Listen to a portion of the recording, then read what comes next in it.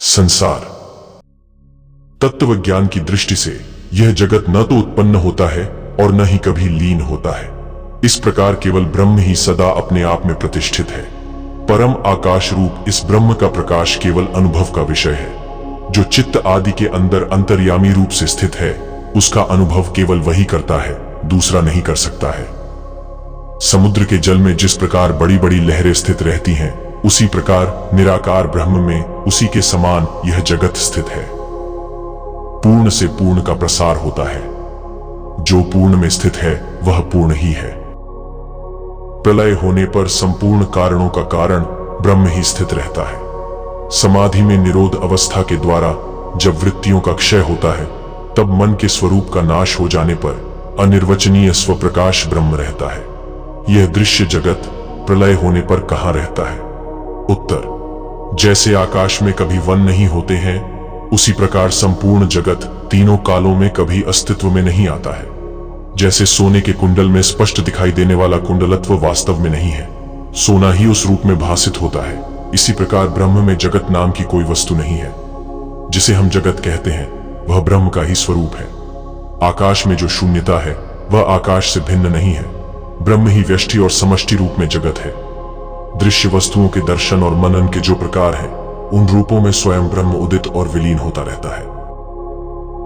यह जगत समष्टि की इच्छा का कार्य होने के कारण इसकी सुदृढ़ एवं क्रमबद्ध प्रतीति होती है। सर्वात्मक ब्रह्म ही इस जगत का अधिष्ठाता है। उसका सत्ता मात्र रूप ही यह जगत है। पंचभूतों की तन्मात्राएं ही जगत का बीज है।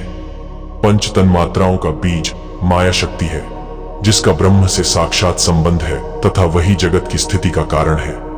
इस प्रकार सबका आदिभूत ब्रह्म ही माया द्वारा जगत का बीज होता है। माया के हट जाने पर ब्रह्म ही विशुद्ध रूप से सदा अनुभव में आता है। जिस प्रकार स्वप्न में नगर, नदी, पहाड़ आदि बिना बनाए ही बन जाते हैं, उसी प्रकार महाआकाश में यह संपूर्ण जगत रूपी सृष्टि बार बार उत्पन्न और नष्ट होती है। जिस प्रकार स्वप्न देखने वाला पुरुष नगर, नदी, पहाड़ आदि का निर्माण कर लेता है, उसी प्रकार चेतन आत्मा भी संपूर्ण जगत का निर्माण कर लेता है। वास्तव में इस जगत के रूप में चेतन आत्मा ही होता है। जो स्वरूप कल्पित है वह सत्य कैसे हो सकता है?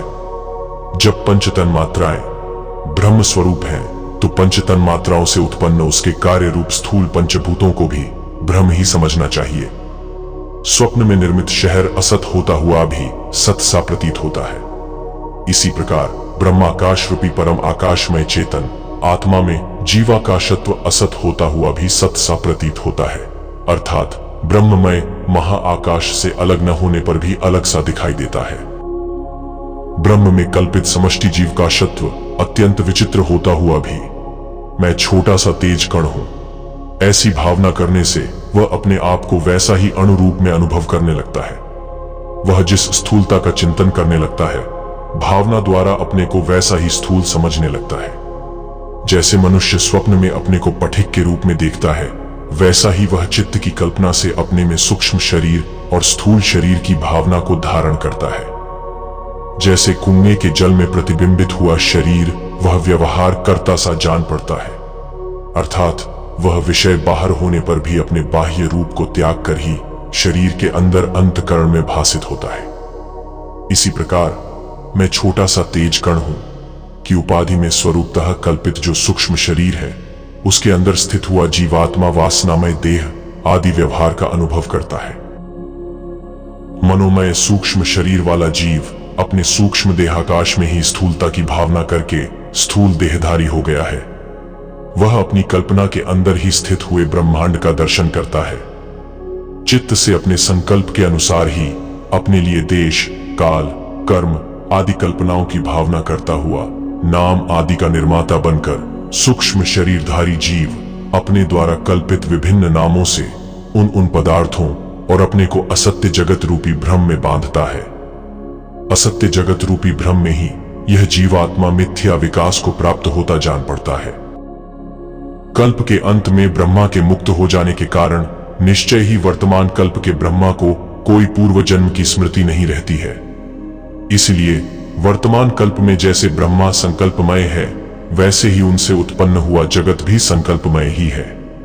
जिस प्रकार स्वप्न में देखे गए पदार्थ जागृत अवस्था में मिथ्या सिद्ध होते हैं, उसी प्रकार साक्षी से उत्पन्न हुआ जगत मिथ्या ही सिद्ध होगा। जिस प्रकार स्वप्न में अपना मरना दिखाई देता है, परंतु जागृत अवस्था में वह मरना असत ही सिद्ध होता है, उसी प्रकार अज्ञान अवस्था में प्रतीत होने वाला यह दृश्य जगत तत्वज्ञान होने पर असत ही सिद्ध होता है। ब्रह्म में जगत का तीनों कालों में अत्यंत अभाव है। सच्चिदानंद ईश्वर ही अपने आप में जगत के रूप में विकसित हो जाते हैं। जब इस जगत का अत्यंत अभाव हो जाता है, तब केवल एक ब्रह्म ही शेष रहता है। यदि जगत प्रतीत होता है तो वह ब्रह्म ही है, ब्रह्म के अतिरिक्त कुछ भी नहीं है। जब अभ्यास के द्वारा निरुद्धावस्था आती है, तभी इस जगत का अभाव होता है, परंतु चित्त के मौजूद रहते दृश्य जगत का अभाव होना संभव नहीं है। इसलिए तत्वज्ञान के बिना दृश्यता की शांति नहीं हो सकती है। तत्वज्ञानी के लिए जगत शांत एवं अविनाशी ब्रह्म ही है, परंतु वहीं अज्ञानी की बुद्धि से भासित हुआ नाना प्रकार के लोकों से युक्त है। इस सृष्टि को जब सृष्टि रूप समझा गया तो यह पतन की ओर ले जाती है, परंतु जब इसी को ब्रह्म रूप से जान लिया गया तो यह मोक्ष की ओर ले जाती है। योग के अभ्यास के द्वारा इंद्रियों पर विजय प्राप्त कर इस जगत को पार किया जा सकता है। अन्य किसी कर्मों से इस जगत को पार करना कठिन है। अभ्यास के द्वारा जो अभ्यासी विवेक युक्त हो गया हो, वही इंद्रिय पर विजय प्राप्त कर सकता है। उसी को इस जगत के अत्यंत अभाव का ज्ञान होता है। आत्मा स्वयं अपने संकल्प से जागृत, स्वप्न, सुषुप्ता नामक तीन अवस्थाओं को प्राप्त हुआ है। इन अवस्थाओं में शरीर कारण नहीं है। इस प्रकार जागृत आदि तीनों अवस्थाएं आत्मा में ही जीवत्व है। आत्मा ही जीव रूप से स्फुरित हो रहा है, जैसे जल ही लहर तथा भंवर आदि के रूप में प्रकट हो रहा है। तात्विक दृष्टि प्राप्त होने पर जल में जल से पृथक लहर आदि की सत्ता नहीं रहती है। इसी प्रकार तत्वज्ञानी पुरुष ज्ञान के द्वारा जगत से निवृत्त हो जाता है, परंतु जो अज्ञानी पुरुष है वही सृष्टि में प्रवृत्त होता है। ब्रह्म का ही चिंतन करना उचित है। दृश्य जगत का चिंतन करने से क्या लाभ है? बीज अपने स्वरूप का त्याग करके अंकुर आदि क्रम से फल स्वरूप में परिणित होता देखा जाता है, परंतु ब्रह्म ऐसा नहीं है। वह अपने स्वरूप का त्याग किए बिना ही जगत रूप में प्रतीत का अधिष्ठान रूप से कारण होता है। इसलिए बीज और ब्रह्म की तुलना करना उचित नहीं है। अपने को दृश्य रूप में देखने वाला दृष्टा अपने वास्तविक स्वरूप को नहीं देख सकता है। जिसकी बुद्धि प्रपंच से आक्रांत हो, ऐसे किसी भी पुरुष को अपनी यथार्थ स्थिति का ज्ञान नहीं होता है। जैसे नेत्र बहिर्मुख होने के कारण अपने को नहीं देख पाते हैं, उसी प्रकार आकाश की भांति निर्मल होता हुआ दृष्टा भी बहिर्मुख होने के कारण अपने स्वरूप का साक्षात्कार नहीं कर पाता है। इस संसार में व्यवहार करने वाले सभी मनुष्यों को विभिन्न प्रकार की आपदाएं स्वाभाविक ही मिला करती हैं। ब्रह्म सत्य है, वह सदा सत्य ही है। दृश्य जगत असत्य है, वह सदा असत्य ही है।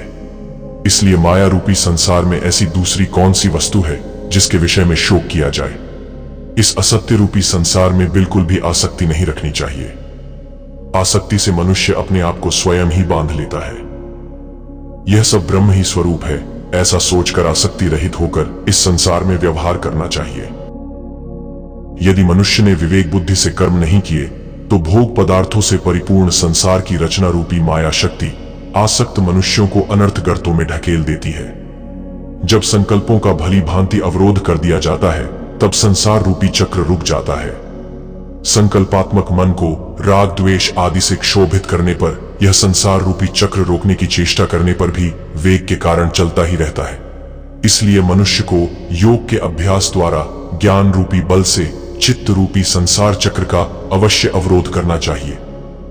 अज्ञान रूपी चक्र के ऊपर स्थित हुआ जीवात्मा जिस देह को जन्म मरण रूपी चक्र को देखता रहता है, वह अधिक भ्रांति देने वाला स्वयं भ्रांति रूपी पतन उन्मुख स्वरूप से ग्रस्त भली प्रकार अनर्थों में गिराया हुआ दिखाई पड़ता है। मिथ्या ज्ञान के द्वारा संकल्प से उत्पन्न यह शरीर सत्य सा होने पर भी वास्तव में असत्य ही है, क्योंकि जो वस्तु अज्ञान से उत्पन्न हुई हो वह कभी भी सत्य नहीं हो सकती है। अभ्यास के द्वारा चित्त को विलीन कर देने से अभ्यासी इस संसार से कभी नहीं डरता है। यह जो संसार दिखाई दे रहा है वह अविद्या के कारण दिखाई दे रहा है, अर्थात समस्त संसार रूप प्रपंच मिथ्या ही है।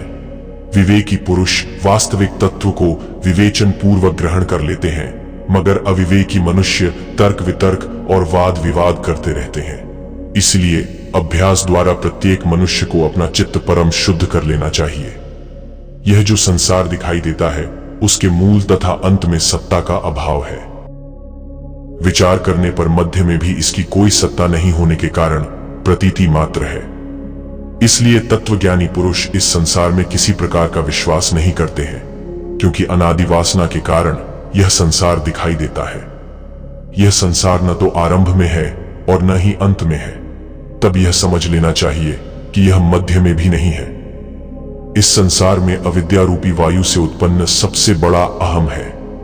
अहम के कारण मनुष्य इस संसार रूपी जाल में फंसता जाता है।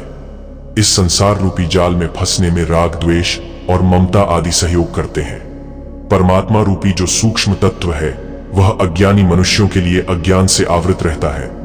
संसार चक्र के आवृत रूपी भ्रम में यदि भ्रमण नहीं करना चाहते हो तो संसार के भोग पदार्थों को प्राप्त करने वाले कर्मों को छोड़कर ब्रह्म में आसक्त हो जाओ। ब्रह्म से प्रेम न होकर जब तक बाह्य विषयों में आसक्ति है तभी तक संकल्प से उत्पन्न हुआ यह संसार दिखाई देता है। यह संसार रूपी वृक्ष अहंकार रूपी बीज से उत्पन्न होता है, ज्ञान रूपी योगाग्नि से। जब इसका बीज भुन जाता है तब संसार रूपी वृक्ष उत्पन्न नहीं होता है। यहां जो कुछ प्रतीत हो रहा है वह सब असत्य है। ओम शांति विश्वम।